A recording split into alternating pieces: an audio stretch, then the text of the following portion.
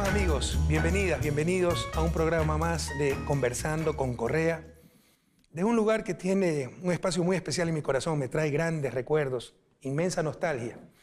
El Palacio de Miraflores, en Caracas, Venezuela, el Palacio Presidencial de la República Bolivariana de Venezuela, y con un invitado extraordinario, extremadamente especial, al cual le agradezco muchísimo su gentileza, el presidente Nicolás Maduro Moros. Gracias, Nicolás, por este privilegio que nos das de haber aceptado esta invitación para conversar de manera libre, flexible, hasta informal, sobre Venezuela, la situación actual y la situación mundial. Informar adecuadamente, porque también sabemos que Venezuela es víctima de toda una campaña terrible de desinformación. Bienvenido y muchas gracias. Bueno, muchas gracias, Rafael. Bienvenido a tu patria, Venezuela.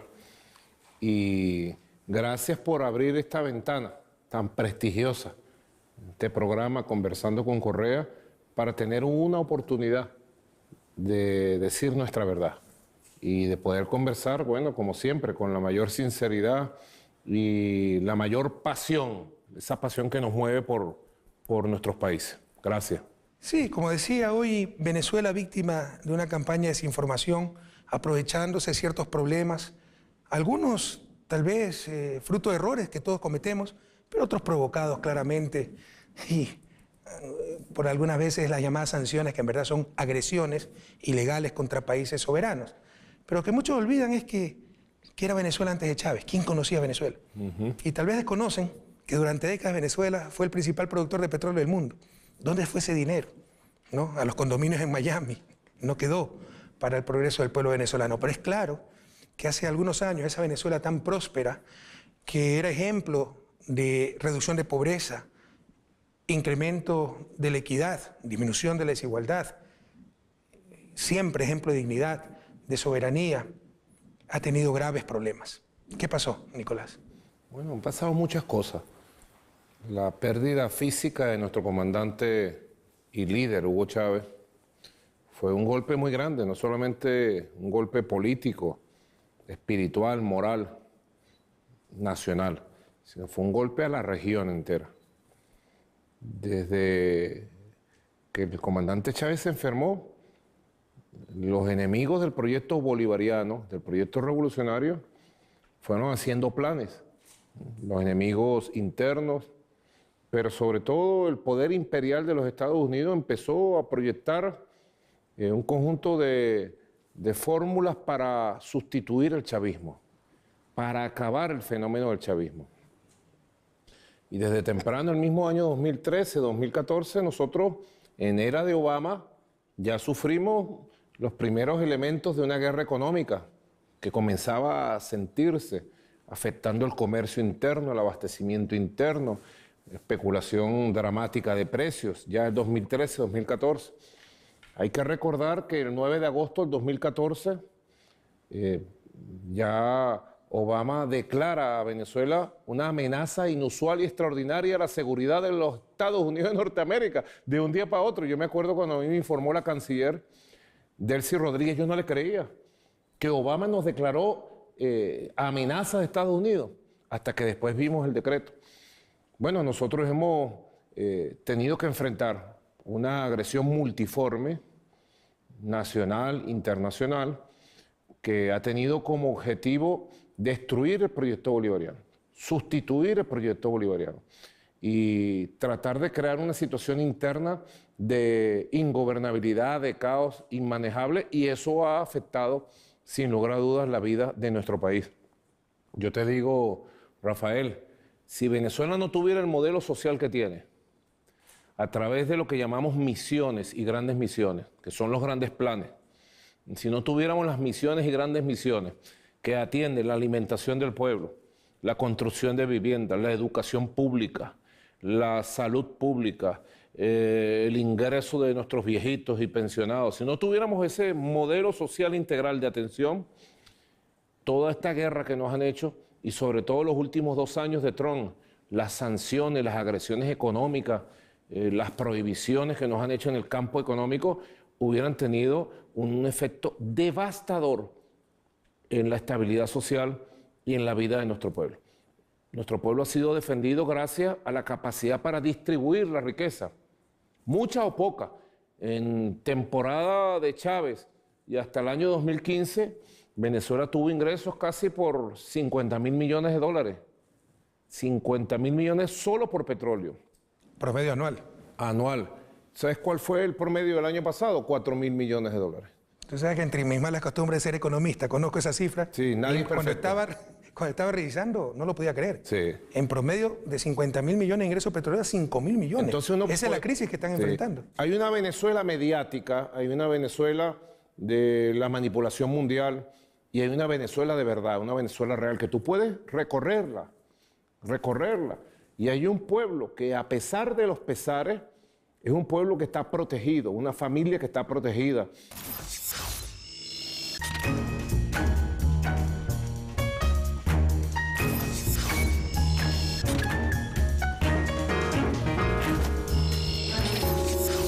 Por eso te digo, con grandes ingresos tuvimos un tiempo de prosperidad, de crecimiento del consumo, del crecimiento de la economía.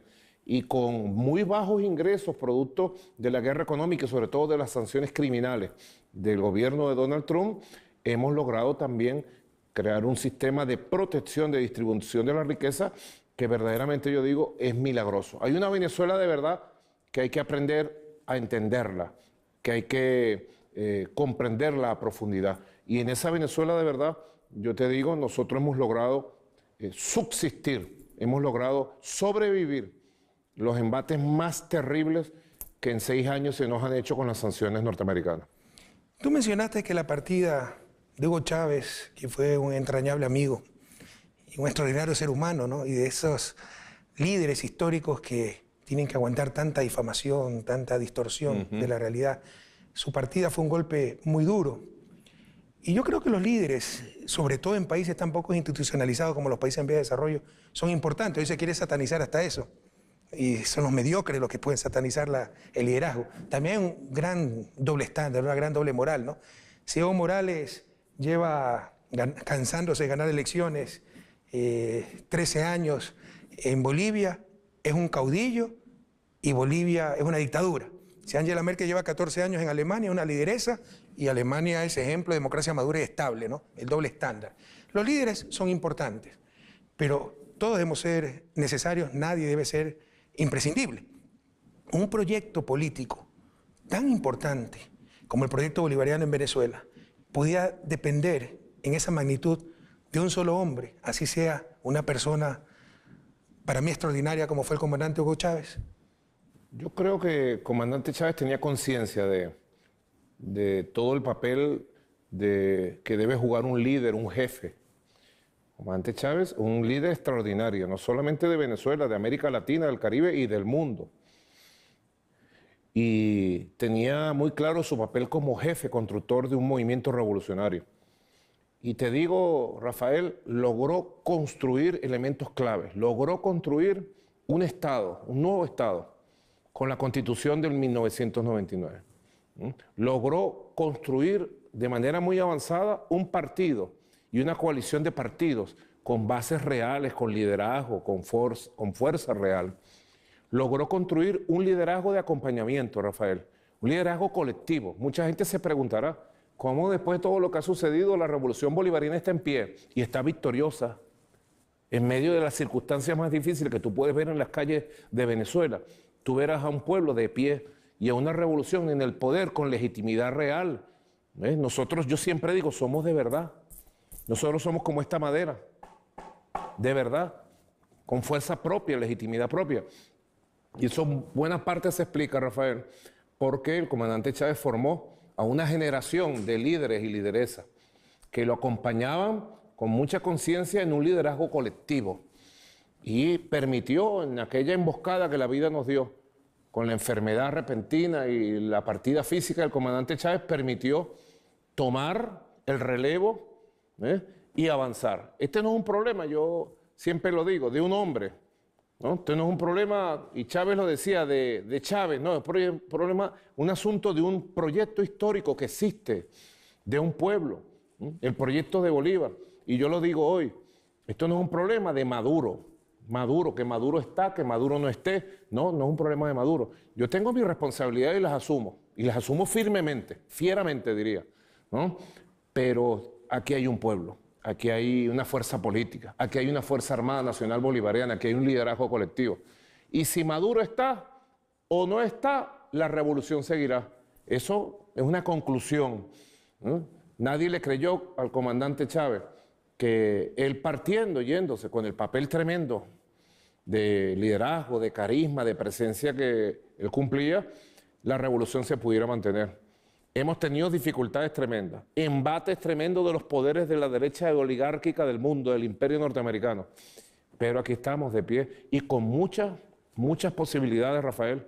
No te lo digo con un optimismo exacerbado, pero yo te lo digo, con muchas posibilidades de tomar la senda del crecimiento, del desarrollo y la recuperación, que es la senda que vamos a tomar más allá de las sanciones, de los bloqueos y de las agresiones.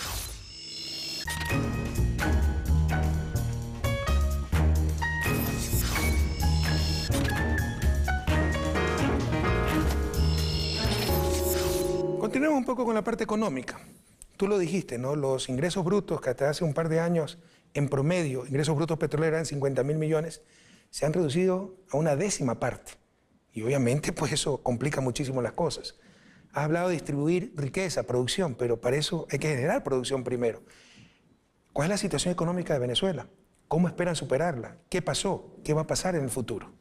La situación es complicada, porque como tú dices, bueno, las sanciones económicas y la persecución del imperio estadounidense ha puesto grandes restricciones a los procesos económicos internos, ¿no? Debe saber el mundo, como tú sabes, que Venezuela tiene una persecución financiera mundial. Se nos han confiscado, se nos han robado casi 30.000 millones de dólares. Venezuela en el mundo no puede abrir o cerrar cuentas bancarias, no puede pagar ningún tipo de producto. Y ahora se nos amenaza con un bloqueo naval completo. Claro, esto nos ha obligado a construir una economía de la resistencia. Y de la economía de la resistencia ir pasando a una nueva fase de una economía autosustentada, autónoma. Porque Venezuela, un país consumista, importaba el 80% de todo lo que necesitaba para sus procesos industriales, para sus procesos económicos, para sus procesos comerciales. Venezuela dependía del 80% de toda la importación para poder activar el aparato económico interno. Hoy estamos en un proceso intenso de sustitución de importaciones con ciencia, tecnología e innovación nacional, de sustitución de piezas, partes y de activación de motores económicos reales de la economía, para ir encadenándonos con una nueva dinámica de desarrollo, producción. Hemos puesto prioridades fundamentales, Rafael, de una economía de resistencia, agredida, asediada. Prioridad 1, el alimento del pueblo. Producir todo el alimento del pueblo, estamos obligados a hacerlo en Venezuela. Y hoy por hoy te puedo decir que las metas de este año me hacen ser optimista de que vamos a lograr con los sistemas de producción y distribución atender a más de 6 millones de familias que atendemos de manera directa con los programas subsidiados de alimentos. En segundo lugar, un elemento que nos han golpeado fuertemente en el tema de las medicinas. Venezuela tiene una industria productora de medicina, laboratorios de primer nivel de tecnología y los estamos adecuando para que puedan cubrir toda la demanda interna nacional.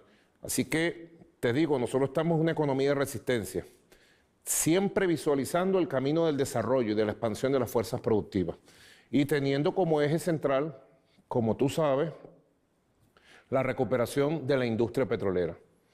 La industria petrolera quizás es la que ha sido más afectada con todo el proceso de persecución, de sanciones. Pero es petróleo, petróleo es petróleo. Si tú produces petróleo, eso es como el oro. Lo produces, lo sacas al mar y lo vendes. Así que yo tengo mucha fe en la recuperación de la industria petrolera como gran motor del financiamiento del desarrollo nacional y en la recuperación global de nuestra economía. Yo te digo, si nosotros podemos decir algo de la experiencia de estos años, sobre todo de los últimos meses, Lo pudiéramos decir en tiempos de bonanza, lo siguiente. En tiempos de bonanza, la revolución bolivariana demostró que era superior a cualquier tiempo de bonanza que se vivió en el pasado. Tú decías 1920, 1970, 50 años Venezuela fue primera productora de petróleo del mundo. ¿Y dónde se invirtió eso? 80% de pobreza encontró la revolución bolivariana en 1999.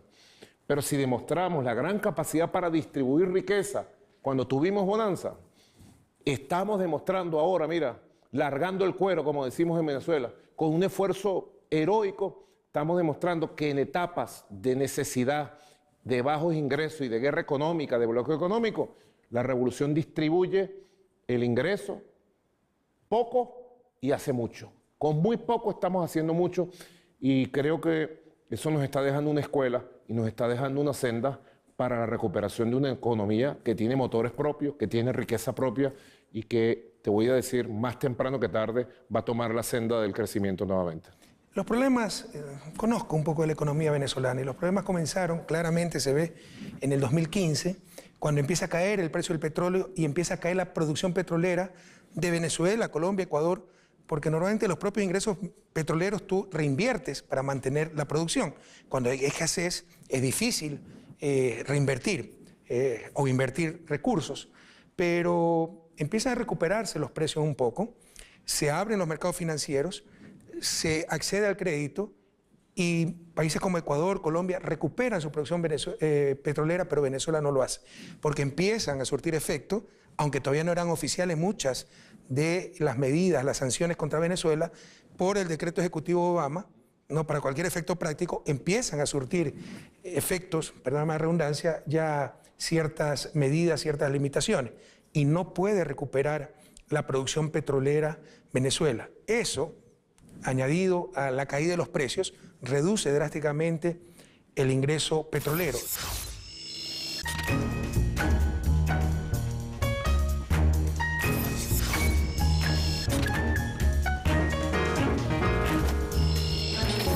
¿Por qué no se hizo un esfuerzo mayor, sacrificando un poco el consumo temporalmente para rescatar esa producción petrolera que era la base de la economía venezolana? Dos factores. Primero, errores que cometimos. Lamentablemente, en la industria petrolera se enquistó una mafia que ya venía de antes, del 2013. Una mafia que saqueó PDVSA. Un grupo que tenía todos sus tentáculos metidos en los procesos productivos de comercialización, en las inversiones. Y esa mafia trabajaba para sí mismo, no para el país. Pero perdóname, después de casi 20 años de la Revolución Bolivariana. Sí, para que tú veas cómo es capaz de reproducirse la ideología de la corrupción, del grupalismo, de los grupos económicos. Claro que sí. Se fue descomponiendo en época de prosperidad, de inmensas riquezas, de inmensos ingresos. De hecho, eso me llevó a mí, Rafael, eso no se conoce en el mundo casi. Eso me llevó a mí a dirigir una investigación en conjunto con la Fiscalía General de la República y a descubrir, bueno, una putrefacción total. Hay decenas de detenidos, incluyendo 2 exministros y 2 expresidentes de PDVSA. Primero, los errores que se cometieron producto de la corrupción y que no visualizaron ni llevaron la reinversión necesaria para mantener la producción petrolera o para incrementarla. Y en segundo lugar, la sequía internacional de créditos, de refinanciamiento o de financiamiento para todas las actividades económicas del país. Yo te digo, mira, nosotros desde finales de 2014 hasta finales de 2016, Rafael, pagamos en servicios de la deuda y deuda más de 76.000 millones de dólares. Y se nos hizo imposible ante toda la banca mundial refinanciar un solo dólar del que debía el país. Conseguir un nuevo crédito. Te lo digo para el dinero del país. Lo entiendo muy bien y se ve en estadísticas. Para la finanza. Esos fueron los norteamericanos, ¿no? Saben hacer las cosas y el golpe fue certero. Cuando caen los precios del petróleo, decrece la producción, países como Ecuador, Colombia acceden a mercados financieros y pueden recuperar producción, a ustedes se les cierra. Así es. Y sigue cayendo la producción. Y se nos cierra para la vida financiera del país, pero se cierra de manera especial para la inversión petrolera. Entonces son dos factores. Factor interno, los errores que se cometieron, la corrupción, la putrefacción, no había una cabeza directiva, planificadora en función del desarrollo de la industria petrolera, sino que había 1000 cabezas y tentáculos robando de una inmensa mafia. De hecho, el jefe de la mafia internacional vive en un palacete como un rey en Italia. Tú lo conociste. Un tal Rafael Ramírez que me da esta vergüenza y asco nombrarlo. Eso es un primer elemento. Y segundo elemento, la guerra financiera internacional, que no era como en tiempos de Trump. En tiempos de Obama era con la sonrisita. Era el Obama sonriente que saludaba al mundo y le metía la puñalada a Venezuela en estos procesos. Ahora, nosotros padecimos... Gracias a Dios era Premio Nobel de la Paz, ¿no? Claro, menos mal. Menos mal que era el Premio Nobel de la Paz. Son dos elementos fundamentales que nosotros padecimos y pagamos las consecuencias fuertemente en todo el proceso económico venezolano. Y yo estoy seguro, de verdad, que lo crudo, lo duro de esta guerra económica nos ha llevado a un nivel de madurez y de preparación que lo que viene ahora es crecimiento real. Yo me he empeñado en el plan de recuperación económica, en el crecimiento de la economía real, la economía que produce los alimentos, que produce las medicinas, que produce el calzado, que produce la riqueza, la economía real. Y sobre la base de la economía real, con el sistema de protección social y con el sistema de distribución, yo estoy seguro que Venezuela va a ir de manera pareja, de manera armónica, recuperándose de los embates de esta etapa tan dura. Pero Nicolás, 50.000 millones de ingreso bruto petrolero, no otra cosa es el neto, pero ingreso bruto, de todos modos es indicativo, anual. ¿Por qué esa gran deuda? ¿Por qué ese gran peso financiero? Si tuvieron grandes ingresos petroleros. Bueno, fue una estrategia de acelerar el desarrollo económico y de invertir. Tiene que decirse, entre otras cosas, grandes obras públicas que se construyeron, trenes, metros, puentes, autopistas, carreteras. También tiene que decirse la gran inversión que se hizo en el arranque de un plan que poco se conoce en el mundo, la Gran Misión Vivienda Venezuela. Nosotros en 7 años vamos a llegar ahora, en diciembre de este año, a la meta de 3 millones de viviendas construidas para el pueblo. Se debe entender en el mundo. Venezuela es un país de 30 millones de habitantes. 30 millones de habitantes. En 7 años vamos a llegar a 3 millones ahora en diciembre de viviendas cómodas, 70, 80, 90 metros cuadrados, cómodas, bellas, construidas dentro de un concepto de hábitat comunitario para nuestro pueblo. Grandes inversiones que se hicieron en su momento. En el caso del plan de vivienda echaron las bases industriales, las bases logísticas para nosotros en tiempos de necesidad, en tiempos de crisis, en tiempos de bloqueo, continuar con el plan de la vivienda. Así que fue una estrategia de aceleración del desarrollo. Yo comparto aquello. O sea, no saldremos de su desarrollo si no arriesgamos, y arriesgar significa de repente tener problemas. Pero casi 20 años ya de la Revolución Bolivariana y todavía la dependencia del petróleo es increíblemente alta. 98% de las exportaciones, incluso más del 60% de las importaciones, porque ustedes importan aditivos, ciertos derivados e incluso petróleo ligero para poder mezclar en las refinerías con el petróleo pesado del lago de Maracaibo. ¿No se puede hacer un poco más para superar esa inmensa dependencia del petróleo? Quizás, estoy seguro que sí, se pudo haber hecho más. El comandante Chávez planteó el proyecto de desarrollo nacional y él personalmente estuvo detrás de los proyectos de desarrollo industrial, detrás del desarrollo agrícola del país, reformuló, pero Rafael, y yo también me he puesto detrás de cada uno de los planes, he definido 16 motores de desarrollo, 16 motores de desarrollo real, no los estoy sacando de la biosfera, no, los estoy sacando de la realidad económica, industrial, tecnológica del país. Pero te puedo decir, como reflexión, cuesta transformar el modelo económico instalado durante 100 años. Fueron 100 años que se instaló un modelo de dependencia que llamamos el modelo rentista petrolero, donde Venezuela dependió de un chorro.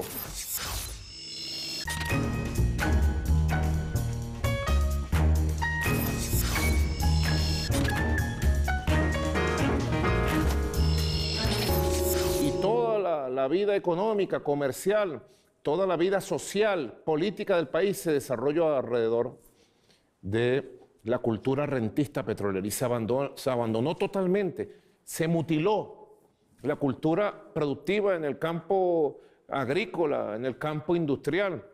Prácticamente el aparato industrial que en Venezuela se instaló durante todo el siglo XX tenía como base la renta petrolera. Meterle la mano a la renta petrolera para importar componentes y hacer procesos industriales terminales dentro del país. Así que ha costado el proceso de transformación. Yo he venido planteando, el tiempo del modelo rentista petrolero se acabó, pero por vías reales, ya la realidad, se acabó. O vamos a un nuevo modelo productivo, diversificado, que permita desarrollar de manera armónica nuevos motores de creación de riqueza y satisfacción de necesidades, o vamos. Prácticamente no tenemos alternativa, solamente tenemos una opción, el desarrollo de un nuevo modelo. Creo que en la historia de los pueblos, te lo digo como experiencia de Venezuela, solamente con situaciones casi terminales como las que estamos viviendo en el campo económico, es cuando se dan los grandes saltos históricos. Estamos en el momento de un salto histórico. El salto histórico de un viejo modelo rentista, de una vieja cultura dependiente del petrodólar, a una nueva cultura productiva de creación de riqueza que diversifique la capacidad productiva, tecnológica, de innovación del país. Pero, presidente, este es un conversatorio, ¿no? Y con la confianza que te tengo, tengo que decirte, el modelo rentista continúa. En Venezuela es prácticamente gratis, literalmente gratis la gasolina, por ejemplo. Se depreció tanto el bolívar que un litro de gasolina cuesta algo infinitesimal. Un tanquero... Se paga por echarlo. Un tanquero, o sea, se le paga la propina al que te distribuye gasolina. Un tanquero que podría costar en Colombia $100.000, ¿no? Con el costo de la gasolina en Venezuela cuesta $25, $40. Estamos regalando, por ejemplo, la gasolina, riqueza nacional, un recurso no renovable. ¿Qué se puede hacer al respecto? Rectificar esa situación. Ahora, no es fácil porque a un factor fundamental de rectificación, como la rectificación del tema del cobro de la gasolina en Venezuela, por ejemplo. En Venezuela la gasolina no es gratis, ¿no? El Estado paga por echársela a la gente. Es peor. O sea, es gratis para el público, para los ciudadanos, no para el Estado. No, por eso, correcto. Ahora, siempre hay que poner sobre los factores la situación política de un país. O sea, una decisión de esas características, la instalación de un nuevo sistema de precios y de cobro de la gasolina, que tendrá que venir más temprano que tarde, tiene que tomar en cuenta, bueno, que nosotros nos enfrentamos a una gran conspiración internacional, de conspiración permanente que pretende utilizar cualquier factor político, cualquier factor económico, cualquier factor social para generar violencia, para generar las condiciones para la intervención del país. Nosotros estamos en este momento amenazados, Rafael, como tú lo sabes, de una intervención militar, de un bloqueo naval militar y de 1000 formas de agresión política, económica, por el imperio más poderoso del mundo. Así que tenemos que pensar bien las cosas, cuándo hacerlas, cómo hacerlas. Quizás eso ha retardado la rectificación de elementos claves como la crítica que tú nos haces sobre el precio de la gasolina y su subsidio. Lenin decía, la política es economía concentrada. Tarde o temprano esa situación económica... Ulyanov, ¿no? Sí. Así, el buen Lenin. Tiene impacto en la parte política, pero es claro, ¿no? La gente tal vez no conoce y consume lo que le dicen los medios de comunicación, que no informan sino manipulan, pero Venezuela no tiene sanciones, tiene agresiones, ¿no? Incluso si fueran sanciones, ¿con qué derecho? ¿En función de qué marco legal internacional? Tan solo abuso e imposición de un país hegemónico, una agresión contra un país soberano. Nadie puede aceptar algo así. Inclusive, Rafael, yo digo lo siguiente. Ha habido casos recientes en la historia, como Saddam Hussein en Irak, más allá de lo que piense cada quien de Saddam Hussein. Después de la Primera Guerra, del año 90, 91, el Consejo de Seguridad de Naciones Unidas tomó sanciones económicas, comerciales y financieras contra Saddam Hussein e Irak. El Consejo de Seguridad no fue un país que lo hizo de manera unilateral. Y fue el propio Consejo de Seguridad que después abrió una compuerta para que Saddam Hussein pudiera comprar medicinas, insumos y alimentos a cambio de tanqueros petroleros. Se llamó petróleo por medicinas, petróleo por alimentos. Venezuela no tiene sanciones del Consejo de Seguridad. Venezuela tiene una agresión a través de sanciones ilegales, unilaterales de Estados Unidos, y no tiene ni siquiera en este momento la compuerta. Por eso yo digo algo que no es exagerado. No es exagerado, Rafael, y lo digo aquí en tu programa tan prestigioso. Donald Trump tiene una especie de obsesión y de odio contra el pueblo latinoamericano en general, contra los refugiados, contra los migrantes, pero tiene un odio especial contra el pueblo de Venezuela, contra nuestra historia. Y Donald Trump está agrediendo con ese odio al pueblo de Venezuela. Yo lo comparo con la era de Hitler, con lo mismo, la misma visión que impuso Hitler contra los judíos, contra el pueblo judío de Europa antes de la guerra, antes del año 39. Donald Trump está agrediendo a Venezuela peor que Hitler agredió al pueblo judío.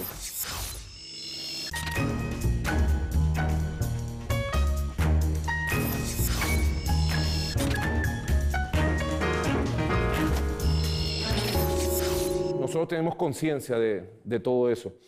Y por eso te digo, de manera muy firme, te lo digo, dificultades tenemos, necesidades tenemos, pero lo que nos sobra es voluntad, moral, ganas de luchar por nuestro país y además porque vamos viendo todos los días resultados. A veces un resultado pequeño, parcial, a veces tenemos un retroceso en el campo de la recuperación económica, pero yo estoy seguro que el modelo económico que estamos armando, junto al modelo social proteccionista, socialista, solidario, cristiano que tenemos en el país, nos va a dar un resultado a mediano plazo de una recuperación armónica y sostenible en el esfuerzo y riqueza de Venezuela. El mundo tal vez no entiende lo que son las sanciones, porque escuchan sanciones, ¿no? ¿Qué significará aquello?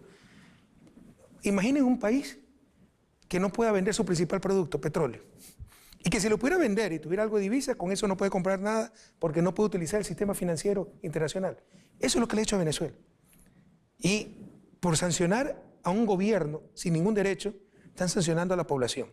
Indudablemente, Nicolás, la pobreza ha aumentado, los salarios se han pulverizado, hay emigración de venezolanos a diferentes partes de América Latina.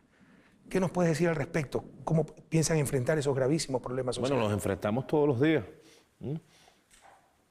La pobreza se mide en el acceso que tenga la población a la satisfacción de sus necesidades de educación, de salud, de vivienda, de empleo, de ingresos.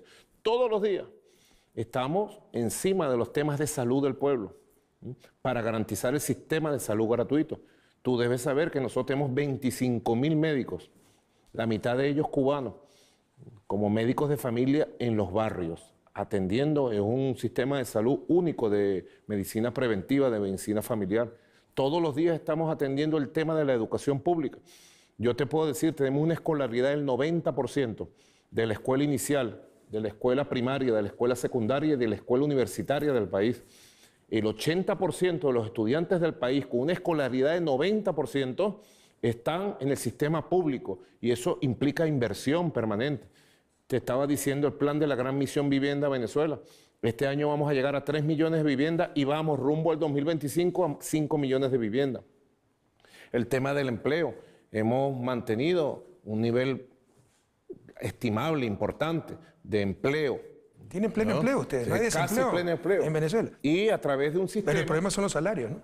Claro, que tratamos de compensar, tema difícil de la economía venezolana, tratamos de compensar a través de un sistema llamado el sistema de carné de la patria, que subsidia directamente a 6 millones de familias mensualmente con bonos de subsidio que le permiten el acceso a los bienes básicos, a los bienes fundamentales. Estamos en una economía de resistencia, estamos en una etapa muy difícil, Rafael. Sobre el tema de la migración, se ha mentido mucho. Se ha tomado un fenómeno nuevo, totalmente explicable, de venezolanos y venezolanas, sobre todo profesionales y clase media popular, que han buscado alternativas fuera del país, muchas veces atraídos por una campaña en las redes sociales ofreciendo vente para Lima, vente para tal sitio y tendrás trabajo, tendrás oportunidades. Muchas veces va a ser una campaña engañosa, se ha ido mucha gente del país. Y se ha aprovechado este tema de la migración, primera vez que tenemos un proceso de migración, para exagerarlo. Se ha dicho que se han ido 3 millones, 4 millones.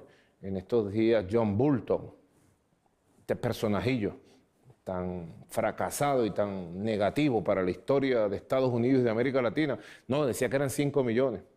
Nosotros tenemos nuestras cifras. Este año se va a hacer el censo, ahora en el segundo semestre, el Censo Nacional de Población que corresponde a este año, y nosotros tenemos nuestras cifras, ¿no? De entre 300.000 a 700.000 venezolanos han salido en los últimos 3 años. Y eso se ha exagerado, porque por primera vez hay venezolanos trabajando en Quito, en Lima, en Argentina. Ahora, es explicable, un país que es sometido a un nivel de tensión, de agresión, yo diría que nunca vista en nuestra región. Bueno, es una opción, la migración termina siendo una opción para liberar de esas tensiones económicas y sociales al país.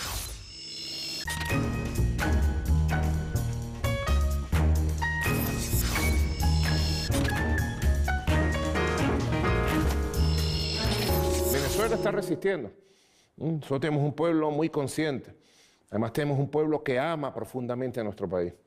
La resistencia política, cultural, diría ideológica que nuestro pueblo ha entablado frente a estas agresiones históricas tiene una explicación, Rafael. Más allá de las agresiones, de los problemas que podamos enfrentar ahora en esta coyuntura y que superaremos sin lugar a dudas, esta es la tierra de los libertadores. Y en la sangre nuestra corre esa sangre. Hay un ADN que marca genéticamente esa rebeldía, esa fuerza que tiene el pueblo de Venezuela. Quizás nosotros, si hace 6 años nos hubiéramos pensado todo esto que íbamos a pasar, quizás más de un analista o un pronosticador hubiera dicho sería imposible resistir. Quizás golpes de Estado, intento de magnicidio, me trataron de matar hace un año, hace pocos meses, un golpe de Estado dirigido desde la Casa Blanca, amenazas de invasión militar, amenazas de bloqueo, persecución financiera, persecución comercial. Y aquí estamos, de pie y con una sonrisa viendo el futuro, con optimismo y con ganas de seguir luchando y guerreando. No, cualquier otro país latinoamericano con las sanciones que ha recibido Venezuela no aguanta 3 meses. No, ustedes han aguantado mucho más, creo, comparto contigo que seguirán aguantando. Y hay un ejemplo es Cuba también, que lleva 60 años de un bloqueo criminal aguantando. Finalicemos esta conversación tan amena, Nicolás, ojalá te haya sentido tan bien como yo me he sentido. Creo que también ha sido una conversación muy informativa. Hablando de democracia, nos dicen que en Venezuela no hay democracia, que tú eres un usurpador. Dictador. Bueno, creo que nadie puede cuestionar las elecciones de marzo, las elecciones del 2013, cuando ganaste con un estrecho margen, pero claramente ganaste a Enrique Capriles. Pero luego pierden las elecciones al Congreso, ¿no? Y gana la oposición, y con una amplia mayoría. Y tú lo que haces es llamar a una asamblea constituyente que ha sido cuestionada porque se pusieron ciertas restricciones. ¿Nos puedes explicar algo al respecto? Sí, nosotros, fíjate, algunas cifras. En 20 años de revolución se han hecho 25 elecciones en Venezuela. Sí, nunca he visto una dictadura con tantas elecciones. Sí, una extraña dictadura. Y además que se pierden algunas veces. Sí, 25 elecciones a presidentes, gobernadores, alcaldes, Asamblea Nacional. De esas 25, las fuerzas bolivarianas del chavismo, hemos ganado 23 elecciones, de diversos signos. Recientemente, como dices tú, en el periodo, después de la partida física del comandante Chávez, nosotros tuvimos en el 2013 una elección municipal y de 335 alcaldes, diciembre de 2013, ganamos 300 alcaldes. En el año 2015 fue la otra elección y perdimos la Asamblea Nacional por un amplio margen. Ya había empezado la guerra económica 2015, ya la agresión del gobierno del Premio Nobel de la Paz Obama iba bastante avanzada. Y luego vinieron los años 2016 y 2017. Bueno, de conspiración, tratar de derrocarme, 1000 cosas que hizo la oposición desde la nueva Asamblea Nacional del Parlamento y luego las guarimbas violentas 2017. Es ante las guarimbas del 2017 que yo tomo la Constitución y digo, ¿cómo superamos este momento tan difícil que nos está poniendo a las puertas de una guerra civil? Y convoco al proceso popular constituyente. La Constitución, los artículos de la Constitución contempla la posibilidad de convocar a una Asamblea Nacional Constituyente y le da poderes plenipotenciarios, supraconstitucionales a la Asamblea Nacional Constituyente como tal. Es uno de los logros de la Constitución del 99. Dejó el poder constituyente vivo y con posibilidad de ser convocado si se cumplían algunos requisitos. Un requisito era que el jefe de Estado, el presidente de la República, convocara una elección constituyente. Y así se hizo. Se convocó una Asamblea Nacional Constituyente que se instaló en agosto del 2017 y empezó un proceso de pacificación del país. Fue impresionante, Rafael, cómo el país se pacificó. El mismo día de instalación de la Constituyente se acabaron las guarimbas. Pero es necesario decir que las guarimbas produjeron 127 muertos. 127 muertos. Y quieren dejar esas muertes en impunidad. Incluyendo 29 venezolanos quemados vivos. Por ser chavistas. Por ser chavistas. Cosa que no los quieren ver en el mundo, ¿no? O los tapan. Hay críticas al proceso constituyente, que se pusieron representantes por sectores, y eso significaba dar ventaja al oficialismo.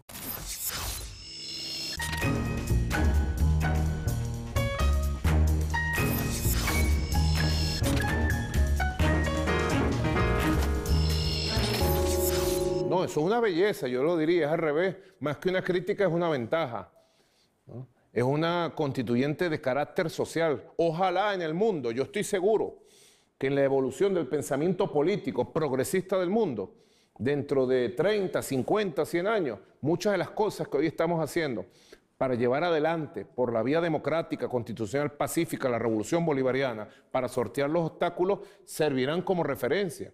Uno es esta, ¿eh? Porque los sectores sociales eligieron sus delegados constituyentes. Los trabajadores y las trabajadoras votaron por sus constituyentes. Los adultos mayores, los pensionados, votaron por su constituyente. Las mujeres votaron por sus constituyentes, ¿no? Los sectores de la diversidad sexual votaron por su constituyente. Todos los sectores votaron por su constituyente. Quiere decir, más de 8 sectores eligieron sus propios constituyentes que representan a su sector dentro de la Asamblea Nacional Constituyente. Ahora, la Asamblea Nacional Constituyente es un poder que le ha permitido una gran estabilidad al país. De hecho, el golpe de Estado que intentaron el 30 de abril pasado, pretendía, como una de sus primeras medidas, pretendía intentar disolver la Asamblea Nacional Constituyente. Las últimas declaraciones de mis amigos John Bolton y Oliver Abrams, con los cuales me reúno normalmente, también apuntan a controlar la Asamblea Nacional Constituyente. La Asamblea Nacional Constituyente es un poder estabilizador del país y va a funcionar hasta diciembre del año 2020 y seguramente será protagonista de los próximos procesos electorales, como el proceso de elección del Parlamento Nacional, que de acuerdo a la Constitución estamos obligados a convocar para el año que viene, el año 2020. Y llegó el año 2018, elecciones presidenciales, mayo me parece. Mayo. Fue observador. 20 de mayo. Tuvieron la gentileza de invitarme como observador de esas elecciones. Nadie puede cuestionar la transparencia de las elecciones, del proceso, extremadamente bien organizado, barristes a nivel de voto popular, pero la participación fue menos del 50%, la más baja tal vez en historia reciente de Venezuela, pero mucho más alta que países europeos y otros países incluso de la región. Sin embargo, se cuestiona, hubo candidato de la oposición, Henry Falcón, pero se cuestiona que se impidió participar a los principales líderes de la oposición. Bueno, este es el mundo al revés que decía Galeano. La oposición estuvo durante el año 2015, 16, 17 pidiendo adelanto de elecciones presidenciales ya, adelanto de elecciones presidenciales. Y llegó el año 2018, que era el año de las elecciones presidenciales. Y en una mesa de diálogo que tuvimos en República Dominicana con ellos, se fijó hacerlo en el primer cuatrimestre del año. Cuando se iba a firmar el acuerdo con ellos, se levantaron del acuerdo y la fecha de las elecciones quedó fijada para el 20 de mayo. Respondiendo, porque esas elecciones pudieron haber sido en diciembre, como normalmente se han hecho, o en octubre, a finales del año. Pero el adelanto de las elecciones para mayo fue una exigencia de 3 años de la oposición y fue una exigencia de la oposición en la mesa de diálogo de República Dominicana. Ellos se levantan, Rafael, por un mandato, por una llamada del antiguo secretario de Estado, Tillerson, al jefe negociador Julio Borges, que estaba en República Dominicana, donde el gobierno de Donald Trump le dice que no deben participar en las elecciones.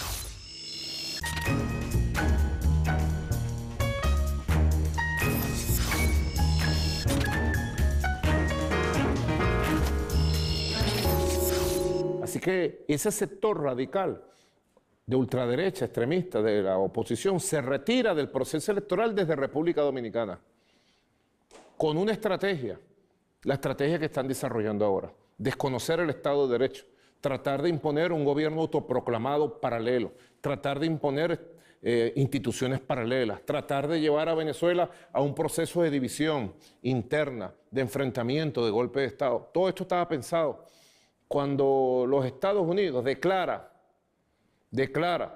en febrero 2018, todavía no se había levantado la mesa de diálogo, cuando los Estados Unidos declara que no reconocerá ninguna elección presidencial en Venezuela, es porque ya tenía una estrategia de máxima presión, de máxima agresión y de intentar reventar la vida política interna. Por eso es que las elecciones del 20 de mayo, con la participación de otros candidatos, entre ellos Henry Falcón, la participación de un importante candidato de los sectores evangélicos de la oposición, de apellido Bertucci, fue un acto prácticamente heroico de la institucionalidad nacional.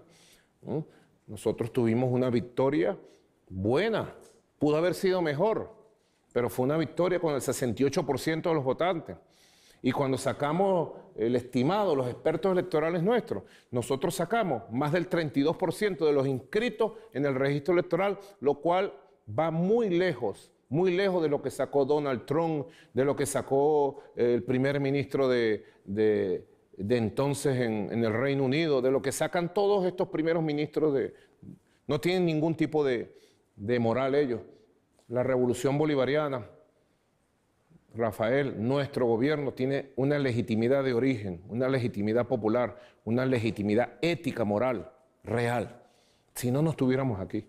Nosotros no nos sostenemos por actos de fuerza o actos de poder. Nosotros nos sostenemos por una conciencia, por el funcionamiento de un Estado, por el funcionamiento de una sociedad, por una legitimidad real.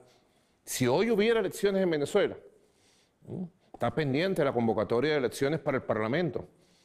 Te digo, si hoy hubiera elecciones en Venezuela, con toda la situación que tú has descrito aquí a nivel económico, nuestras fuerzas bolivarianas tendríamos la mayoría de la nueva Asamblea Nacional.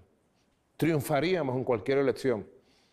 Si hubiera... Han ganado las 3 últimas elecciones, ¿no? Presidenciales, gobernadores, municipales. Te digo más, si aquí hubiera elecciones presidenciales, como en el 2018, y la oposición toda participara, nosotros le ganaríamos. Con votos tenemos legitimidad real.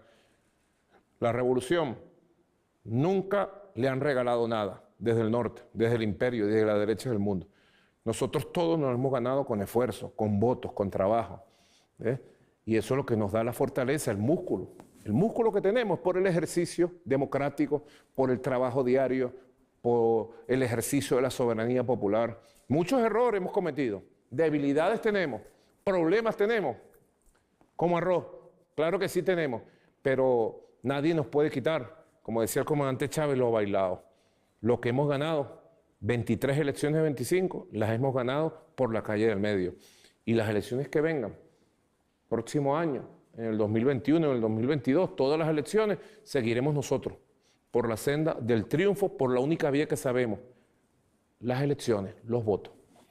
Y llegó enero del 2019, te tocó iniciar, posesionarte para tu nuevo sexenio, después de ganar las elecciones del 2018, pero empezó también una ofensiva terrible de la oposición desconociéndote. Los argumentos nunca estuvieron claros, sencillamente que no les gustó el resultado de las elecciones. Pero se dio algo bastante folclórico, muy peculiar. No creo que haya precedente en el mundo de un congresista que sacó 60.000 votos, que en una calle se proclamó presidente de la República. Pero lo más extraordinario, pues todo el mundo tiene libertad de expresión, tiene derecho a ser ridículo, pero lo más extraordinario, que fue reconocido por decenas de países. y empezando por Estados Unidos, porque no le gustaba el sistema político venezolano, el resultado de las elecciones. Trump perdió el voto popular. Te imagínate, esto es cuestión de fuerza. Si Latinoamérica fuera más fuerte y dice, bueno, para nosotros es que el presidente es el que gana el voto popular, así que es Hillary Clinton. O sea, no tienen derecho a hacer eso, pero lo hicieron, ¿no? Y reconocen a Guaidó, eso ha creado mayores problemas. ¿Qué tienes que comentarnos al respecto? ¿Qué fracasaron? La estrategia de gobierno paralelo, de poder paralelo, apoyado por el gobierno de Estados Unidos y por sus gobiernos aliados en América Latina, del Grupo de Lima, fracasó, fue inviable. Yo no lo podía creer, hasta la Europa de las luces, de la ilustración, reconociendo un tipo que en una calle se proclamó presidente sin haber ganado ninguna elección presidencial. Rafael, no lo podía creer. Las oligarquías europeas que tienen el poder de verdad son aliadas carnales del poder estadounidense, aliadas carnales. Y a Europa, Donald Trump le ha impuesto su política extremista contra Venezuela. Lamentablemente, Europa está de rodillas en cuanto al tema Venezuela, a la política extremista que los llevó al fracaso.